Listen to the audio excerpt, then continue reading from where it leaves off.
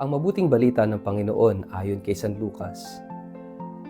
Sinabi rin niya ang talinghagang ito sa mga taong matuwid ang tingin sa sarili at hinahamak naman ang iba. May dalawang lalaking pumasok sa templo upang manalangin. Ang isa ay Pariseo at ang isa ay maniningil ng buwis. Tumayo ang Pariseo at nanalangin ng ganito, "O Diyos, nagpapasalamat ako sa iyo sapagkat hindi ako katulad ng iba na mga magnanakaw, mandaraya, mangangalunya o kaya'y katulad ng maniningil ng buwis na ito. 2 beses ako nag-aayuno sa isang linggo at nagbibigay rin ako ng 10 bahagi mula sa lahat ng aking kinikita.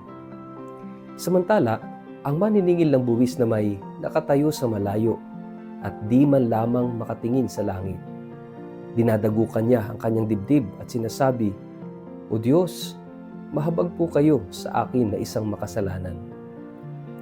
Sinasabi ko sa inyo, ang lalaking ito'y umuwing matuwid sa harapan ng Diyos at hindi ang Pariseo, sapagkat ang sinumang nagmamataas ay ibababa at ang nagpapakababa ay itataas."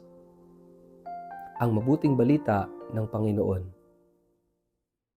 Word of the day, hear what God has to say.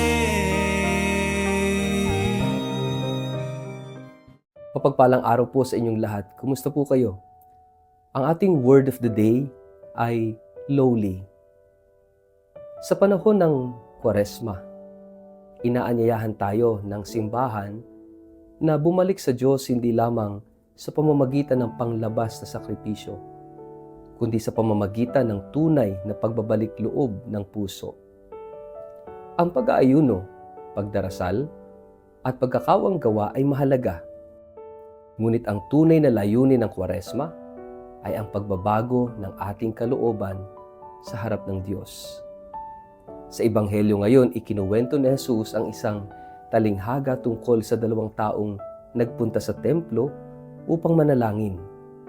Isang Pariseo at isang maniningil ng buwis.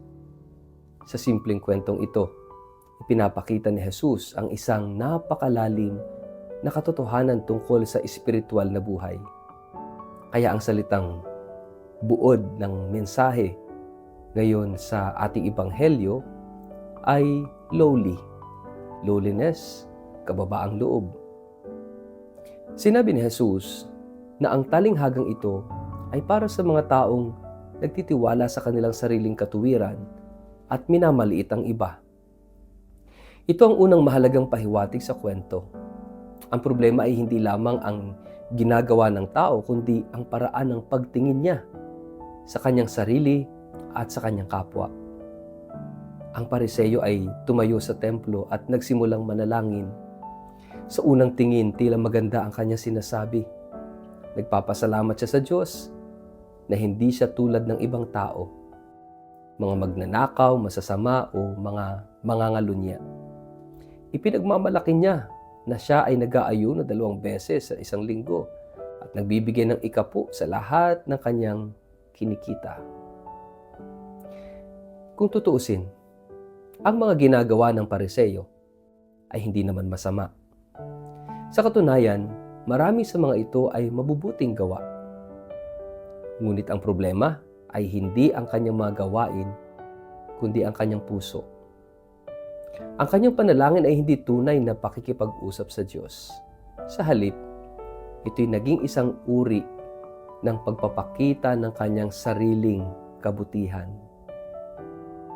ng pagyayabang, ng pagmamataas ng sarili. Napakadaling mahulog sa ganitong uri ng espiritualidad. Minsan iniisip natin na ang ating relasyon sa Diyos ay nakabatay sa kung gaano karami ang ating nagagawa para sa Kanya. Kapag nagdarasal tayo, nag-aayuno o gumagawa ng mabuti, maaaring unti-unti nating isipin na tayo ay mas mabuti kaysa sa iba. Ngunit ang tunay na espiritualidad ay hindi tungkol sa pagtingin sa sarili bilang mas mabuti. Ito'y tungkol sa pagkilala kung gaano tayo nangangailangan ng awa ng Diyos. Sa kabilang panig ng templo, naroon ang maniningil ng buwis. Sa panahong iyon, ang mga maniningil ng buwis ay itinuturing na makasalanan at mapagsamantala. Hindi sila iginagalang ng lipunan, ngunit pansinin natin kung paano siya nanalangin. Hindi siya lumapit sa unahan, hindi siya tumingin sa langit, sa halip, tinatamaan niya ang kanyang dibdib. Dinadagukan at sinasabi, Diyos ko, mahabag ka sa akin na isang makasalanan. Napakaikli ng kanyang panalangin, ngunit ito ay puno ng katotohanan. Wala siyang ipinagmamalaki, wala siyang ipinapakitang kabutihan. Ang dala lamang niya sa harap ng Diyos ay ang kanyang kahinaan at ang kanyang paghingi ng awa. At dito, nagiging malinaw ang mensahe ni Jesus. Sinabi niya na ang taong ito, ang maniningil ng buwis, ang umuwi, na pinawalang sala, na kinalugdan ng Diyos, hindi ang Pariseo. Bakit?